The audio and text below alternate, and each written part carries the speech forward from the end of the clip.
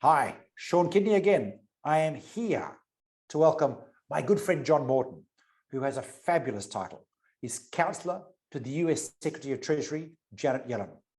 We're going to find a little bit more from John about what that means, but he's also got a few things he's going to tell us about what's going on in the US, what the Treasury is thinking about, and so on. As much as he can tell us, of course, as you know, it's all these things are a little bit tricky. John, welcome to the conference. Thank you so much for being here.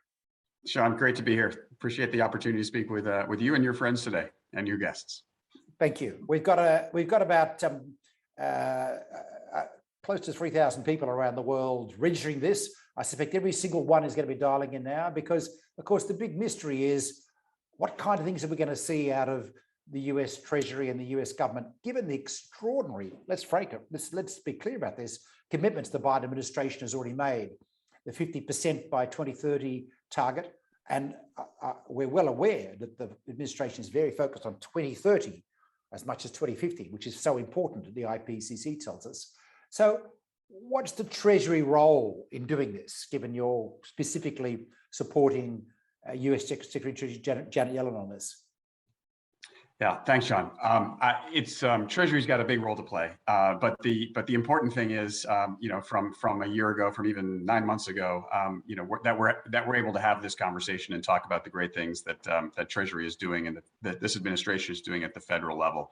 Obviously, start with the umbrella or the chapeau, which is that this administration is prioritizing climate change, frankly, like none other that has come before it. I served for 7 years under the Obama administration, including in the White House for President Obama, and climate change was a priority, but not nearly as high a priority as it is now. So the good news story here is that we are across all of government really prioritizing action on climate change, domestically, internationally. And my position at Treasury is a new one and an indication of the seriousness with which the Treasury Department is taking this issue.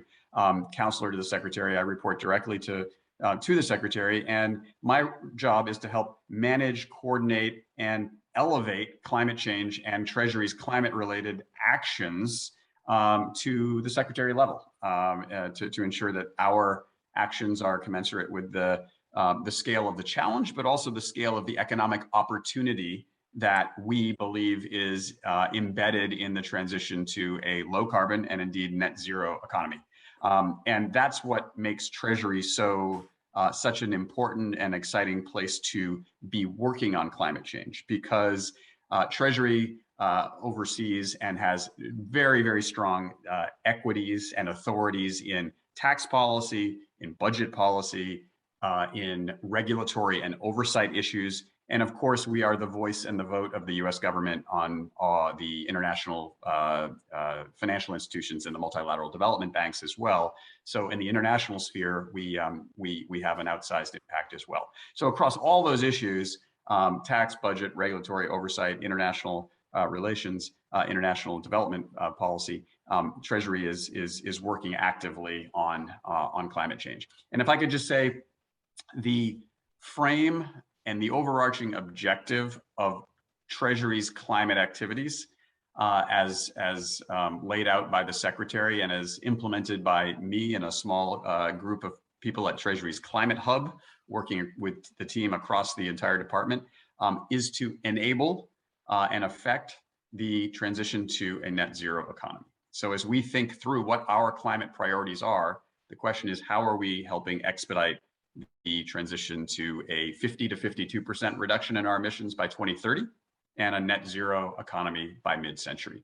And that involves better informing market participants about climate risk, guiding market participants with respect to best practices on setting targets, strategies, and metrics related to climate-aligned investments, incentivizing market participants with respect to tax policy, budget policy, removing of fossil fuel subsidies, things like that, and then helping mobilize finance toward this transition. A lot of the work that we're doing in the international sphere right now is around how do we use public finance to mobilize multiples more of private finance on behalf of our shared climate objectives. So at Treasury, we really see our job as helping to affect and impact financial flows, private market financial flows, in support of a net zero by 2050 target. And that's an exciting place to be, given the tools and the equities that we have internal to the department. Unbelievably exciting. And can I say, it's like music to our ears. And of course, the steps that the Biden administration taken so far have been fantastic to see a government actually getting serious about what is the fundamental existential challenge facing our economies and our societies going forward. But you said a couple of very interesting things there. You talked about mobilizing capital, which of course is one of the theme of this conference, this organization. Tell us where your thinking is going there about what can be done or how can this happen and what's the role of private investors and markets? How do you see that? Let's start. So let's start from an observation I had when I came back into government after having been out for a while. I think if the success of previous both U.S. administrations, the Obama administration most notably, and other OECD, G7 countries on climate change and on climate finance 10 years ago was around, let's just say, increases in public budgets toward climate.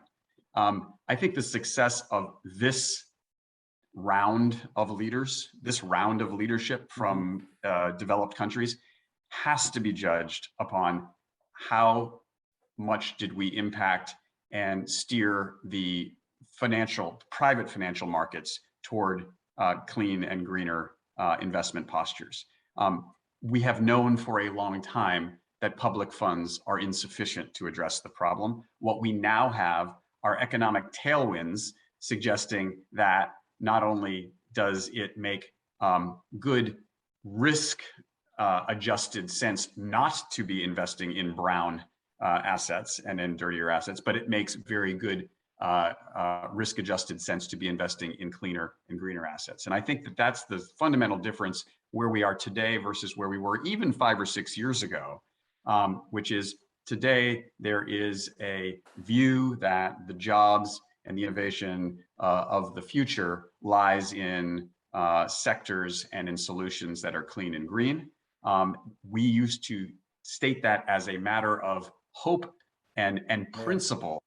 Now we are seeing it play out every day in our economies. And so we have tailwinds. We have economic tailwinds now that are pushing in the right direction, coupled with significant stimulus and fiscal stimulus packages that are coming through our respective governments that we can green and that we can further green. So we're able to provide, I think, strong incentives, not just with billions of dollars, but with tens and in fact hundreds of billions of dollars to help expedite this transition toward a net zero economy. And so again, that's what's exciting. I heard a statistic yesterday. I didn't have time to fact check it in advance of this conversation, but and you may know the number better than I, but somewhere on the order of up to 50% of institutional investors' assets under management right now have some form of net zero commitment related to their management. That's a fundamentally different place from where we were even 2 or 3 years ago. And now, of course, the question of how those are deployed, how effectively they're deployed toward climate-aligned investments, the question of taxonomies and guidelines, all of those things still to be worked out. But at least now we have the commitments being put in place that will drive this transition in a much more expedited fashion. It is true, things have changed. My friends at Citi told me yesterday that the investment grade debt in Europe, which is labeled ESG, has gone from 6% a couple of years ago to 22% now of the entire corporate debt market in Europe. And of course, what my investor friends at Fidelity and Allianz Bernstein are saying in the US is the US is quickly moving in that direction. So it's exciting. And I think your point about opportunity is such a critical point about this. This is not about burden, is it? This is about making sure that what is going to change is something we can actually capture the opportunities on and make work for private capital, but for our societies, for citizens, for jobs too, which is the transition can be made if we manage it well so it benefits all. So it's really critical. Now, you're actually in the US plunging into a transition right now, which is around infrastructure. You've managed to get, which is a fantastic win on the part of the White House an infrastructure bill approved. It looks like it's the beginning of the long-awaited, the long-needed boom on infrastructure, and probably green infrastructure, looking at what the bill says and what the administration's been saying. How can we use available public sector tools, just trying to get a bit specific and dirty here, to mobilize private capital to extend this effort? I mean, while we've got $1 trillion bill, we actually know that the investment required is in the multiple trillions going forward. What's that agenda look like? Well, I think as you well know from your area of work over these many years, markets move both incrementally, but also in a bit of a herd mentality. And I do feel like one of the most significant things we can do as a government and as an administration in this administration is to make it very clear that not only that the direction of travel is the one that we've discussed here towards clean, green, and net zero, but there's no going back, right? There's no going back. And when financial markets understand and internalize that recognition, things change extremely rapidly. We've had even in the last 3 days, a series of conversations with extremely large public institutions, public financial institutions, that essentially are asking us to make that point, right? To make the point that there's no going back, because the last shreds of internal resistance within those organizations are still hanging on, but they're 1 or 2 decisions and or meetings away from making very, very significant commitments, not just about what they will not own, but about how they'll reorient their future portfolio holdings. And so I do think one of the things that we can't fail to do is continue to restate just how committed we are to this transition. And I think the infrastructure bill is a good sign of that, where we have bipartisan, fledgling, but a consensus on a set of job creating measures that will propel the economy forward using relatively modest amounts of public money to create financial incentives for the private sector to invest behind those funds.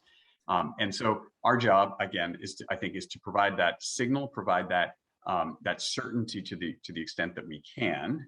And one way we can do that, and this is probably the biggest single news worth of in climate financial markets over the next several months, at least coming out of the U.S., will be the delivery of a report by the Financial Stability Oversight Council, or FSOC, to the president, as called for through an executive order that he issued in earlier this year. And the FSOC is a council chaired by Secretary Yellen, consisting of the 15 independent regulators in our country. So the Federal Reserve Board, the SEC, the CTFC, et cetera, et cetera. Tellingly, while the Treasury Department is not a regulator, we don't have regulatory authorities, we don't dictate to the independent regulators what to do. We can help set agendas around those for the FSOC meetings. And the first meeting that Secretary Yellen convened in April was around climate change. And so in October, the FSOC report will come forward with a set of recommendations to the president on data disclosure, climate-related financial risk. And that will be a report very, very closely followed, hopefully, by everyone on the line here today, because I think it will indicate a direction of travel forward that is clear and compelling, and hopefully we'll give some strong signals about where the regulatory agencies in the U.S. are heading with respect to climate-related risk and climate data in particular. So important. This is very exciting news. So listeners, you heard it here, that I'm sure it's not the only place, but this is a really critical part of the development of what's going to happen in the US the next few months. We've got a lot of investors on this call, John. I'm sure they'll be listening very closely to this question. I want to move to a slightly different topic around data, which is related to infrastructure and related to uncovering. And I talked to you just before about the problem people like Fannie Mae are having of getting access to data to tell them what buildings are green, what infrastructure qualifies, what's the right kind of asset, how do you tell, and so on. And their question is, we've got a lot of data repositories around the US. We need to free those. You mentioned there's an agenda that you're looking at in that area. I'm just curious, and I want to relate it back to the infrastructure agenda. Yeah, I would say that the most common incoming call that we get and that I get from financial institutions is one that starts with, we applaud the administration's focus on climate change. That's usually a good thing to say to someone that's sitting in the Treasury Department. So we're happy to hear that. Great. Now let's hear what you really need to say. And that is, listen, there's a profusion of standards and data and metrics that are out there. And we would benefit from greater coherence and at a minimum interoperability. Absolutely. And even better kind of harmonization. I'm with them. What's that? I'm with them. They're right. Yeah. I think we all are, and we're at the phase of a market development now where that is needed. And so, frankly, between us and the 3,000 other folks on the call, we are trying to determine how best to engage in that conversation, because we are, no surprise to you, we are not going to be in a position to or be able to take a kind of top-down European taxonomy style approach. On the other hand, we do recognize the need for and the barrier that data proliferation and lack of harmonization creates to enabling the types of financial flows that we need to mobilize to get to net zero. So on the pathway to net zero, there is a simplification and an interoperability issue related to data that we have to work toward. And it is an active work stream, not just within Treasury, but within a couple other departments in the US government as well. Fantastic news. That's going to really cheer up my colleagues at the Future of Sustainable Data Alliance that we're involved with, Refinitiv and Bloomberg and others, because we're examining this question. So we'll wait with bated breath for output in that area. I want to take now go to the other side of the equation now, the bigger picture, which in a way is one of the key issues, the key themes of this conference. The summit saw, the climate summit saw a big advance, really. And I'm going to say full marks to the State Department for the work they did with different countries on bringing strong 2030 commitments to the table. We now have all the major economies committing to variations of a strong 2030 target. We can comment about the detail, but geez, this is a pretty amazing change in the last 2 years from when we had zero commits, not even 2050. We had a couple, I should say, 2050, and now it's all short term. I guess the question now that arises, or the next part of the agenda, which we're going to discuss in the session after this with a few folks, is how could we see a deepening of cooperation between the major economies, given we've got lots of competitive pressures and geopolitical pressures anyway, to drive the world? Because the hypothesis is, look, if we can get collaboration on climate issues between Europe, the US, China, and India, the rest of the world's just going to follow, we think, and Japan in there as well. The rest of the world's just going to follow. But how do we do this, and what are the opportunities? And I'm just curious to see what your thoughts are about what that could look like, given all the other stuff that's going on.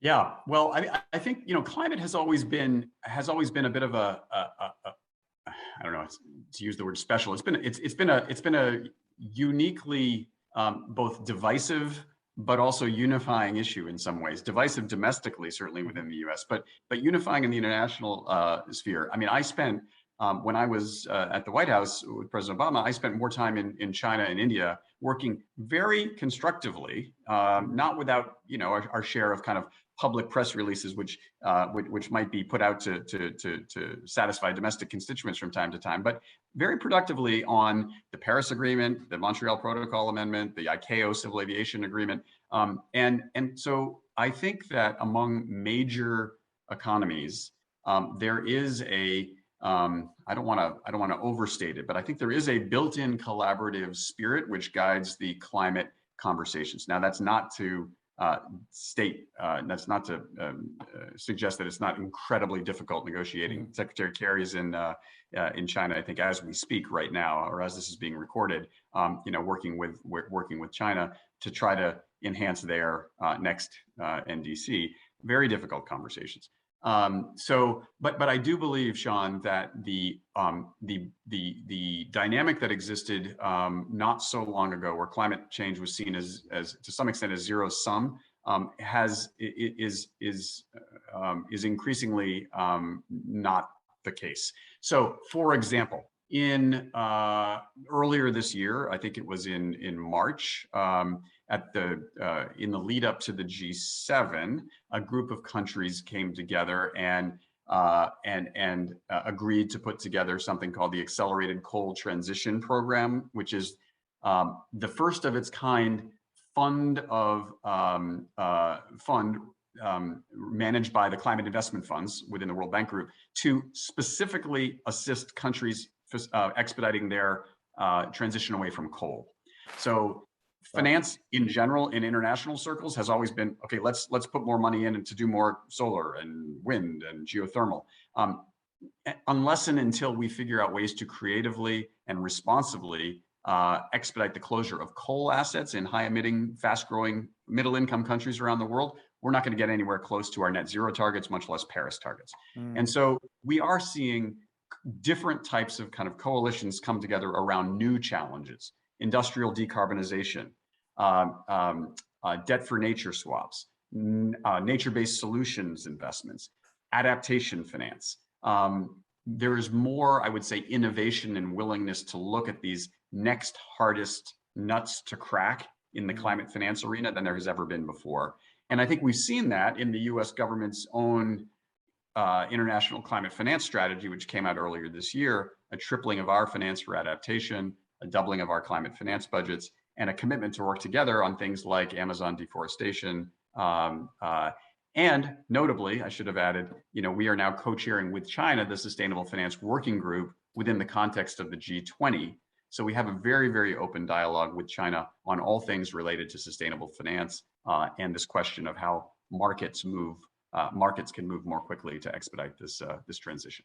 That's interesting one.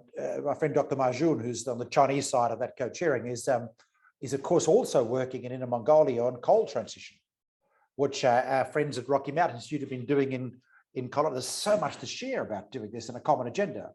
And, That's right. in Europe, we're tackling this issue in Poland at the moment. And absolutely. And for our listeners now, I'm just going to say, we're going to hear a little bit of talk tomorrow on our Transitions Day about a new steel project in the Asturias using green hydrogen, which is going to be involving the repurposing of coal plants to start using different feedstocks and keeping jobs of coal workers as a transition, leapfrogging past gas to deep green. And so this is the stuff we've got to work on, isn't it? Indeed. I guess, John, this is reason for hope. I think so. The headlines are still bad, but yeah. Look, it's hard to be in this field if you don't go in every day with hope. And I think what's different now, again, are two things. One is, I would say, economic tailwinds because of the kind of cost curve compression that we've seen on so many of the underlying technologies. Not enough yet, but so many of the underlying technologies, which now make solving climate change or addressing climate change an economic asset, essentially, as opposed to a liability to a country or to an investor. Number one. And number two, frankly, the stakeholder pressure from CSOs and from NGOs around the world for years, I think has paid off in many ways by creating pressure on institutional investors and sources of capital in very, very effective ways. And I guess finally, when you have 55% of global GDP that has committed to publicly a net zero target, and you're an institutional investor thinking about a 20-year investment horizon for a set of assets, or a private equity fund thinking about raising your next fund and having to exit that fund in 7 years, you have to think about the carbon intensity of that portfolio, because you know that the scrutiny and the attention around that sector that you're targeting is not going to be lower in 7 years than it is today. And if anything, it's going to be higher. You know that there's not going to be a less likelihood that there'll be some sort of carbon price on that, on Yep. those assets today. There's a greater likelihood. And so all those factors, I think, are combining to push us much more quickly than I think many people realize toward a posture where capital will be deployed, even absent harmonization and interoperability, where capital will be deployed more carefully and more conscientiously toward the transition. Well, I can tell you that from the institutional investment community in Europe and in the US, there is an extraordinary amount of engagement on this issue, as we've seen some of the recent wins by the shareholder action people in the US too. So that shift is certainly happening. The money is keen to move. What they're looking for is the deals. And that's why the infrastructure bill is so important. And of course, that's why all the other measures talk about so important. Look, John, we're out of time.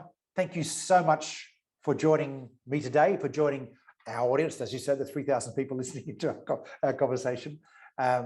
There's a lot to be done, but at least the world is moving. We know what the future is going to look like. It is still now a question of the speed of change. So on that line, good luck. We need you to succeed. Thank you. Sean, thanks for the time. Really appreciate the opportunity to speak with you today, and thanks for the invitation.